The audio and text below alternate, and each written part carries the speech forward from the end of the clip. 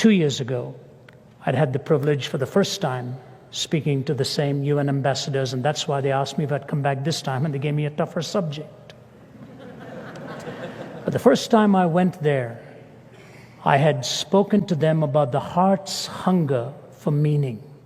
And I talked about the 4 components that meaning has. And then I knew I only had about 2 minutes in which to mention Christ. I couldn't be overbearing. So in a 25-minute talk, it's about 5 minutes that I can bring the gospel in. And so I told them this story. By this point, they were listening very attentively. So I said, I have a parable to tell you, and we in India love parables. And all of the Middle Easterners and Easterners leaned forward because they all love parables. Nothing happened in my life of which my mother didn't have a parable or a proverb. We learned it that way. I said, I have a parable to tell you. I said, it's the story of a rich man who had a huge art gallery, and he had a terrific son. And the son would go into the streets, and one day he befriended a beggar. And he started to see this beggar regularly, and he'd describe his father's big home and the paintings and all that his father did in business and his family. And the beggar really liked this young man. But one day the young man stopped coming. 2 days, 3 days, and the beggar found out he had very suddenly died. So he went and got himself some paper and some crayons, and he drew a portrait of that young man. And he went to that home of the rich man and gave it to the watchman outside and said, would you please give it to the man, because his son was very good to me. And I've drawn his portrait because I hear he has an art gallery in that house. The watchman looked at it, rather bemused by it, and said, all right, okay, and sent him away. But he thought this was quite a gesture.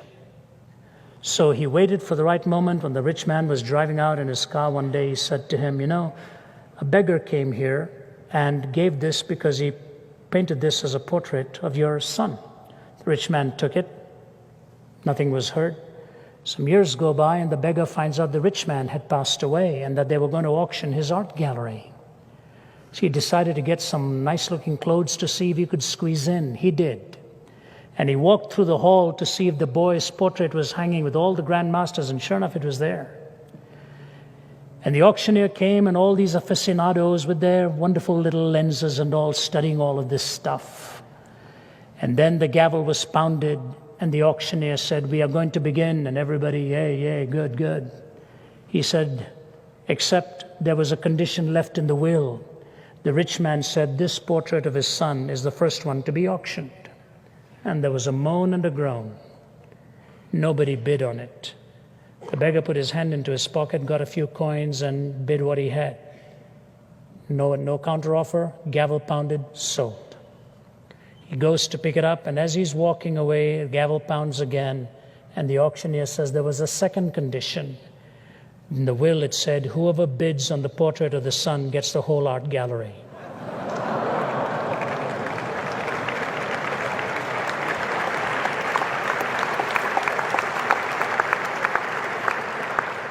So I said to them, ladies and gentlemen, when you get the Son, you get all of the components of meaning in life.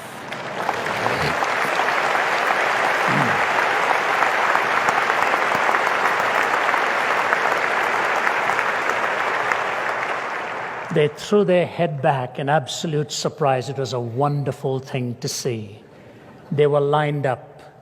One of the Middle Eastern ambassadors, whom here I shall leave unnamed, came and grabbed my hand and he said, Dr. Ravi, when I get to heaven, I am going to ask Lord Jesus if you and I can be roommates.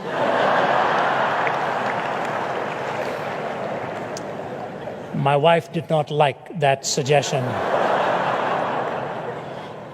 I said to him, sir, when you get to heaven and you see the Lord Jesus Christ, you won't want anyone else for a roommate. He kissed the back of my hand and said, you're right. And he walked away. When you get the Son, you get the way, the truth, and the life. You get all that you need to understand about reality within and without. And that is why in a world right now skidding out of control, in a world where the sounds of weapons are in many parts deafening to the ears of its people, in a world where sexuality is becoming desacralized, where homes are being attacked, where we search and long for something or someone that would provide for us the answers, the Lord Jesus stands tall once again and says to you and to me, "Come unto me, all ye that labor and are heavy laden, and I will give you rest. For I, if I be lifted up, will draw all men unto me. He that has the Son hath life. He that has not the Son has not life, and shall come into condemnation." That's why one of the most sensuous of all men, who died in 1991, I believe, Malcolm Muggeridge, lived so sensually for so long, indulgent, reprobate, derelict in his own ways, said he got so much fun by being a peddler with words. I had the opportunity of spending some hours with him before he died, a man who then came to find Christ in his latter years. He said this: we look back upon history, and what do we see? Empires rising and falling, revolutions and counter-revolutions, wealth accumulated and wealth dispersed. Shakespeare has spoken of the rise and fall of great ones that ebb and flow with the moon.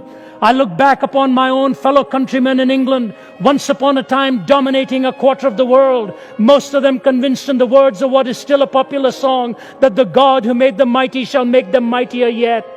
I've heard a crazed, cracked Austrian announce to the world the establishment of a Reich that would last 1,000 years. I've seen an Italian clown saying he was going to stop and restart the calendar with his own ascension to power. I have seen America wealthier and in terms of military weaponry more powerful than the rest of the world put together, so that had the American people so desired, they could have outdone a Caesar or an Alexander in the range and scale of their conquest, all in one lifetime, all gone. Gone with the wind. England, part of a tiny island off the coast of Europe, threatened with dismemberment and even bankruptcy. Hitler and Mussolini dead, remembered only in infamy. Stalin, a forbidden name in the regime he helped found and dominate for some 3 decades.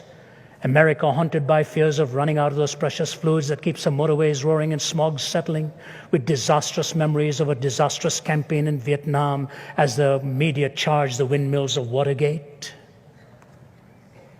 All in one lifetime, all gone.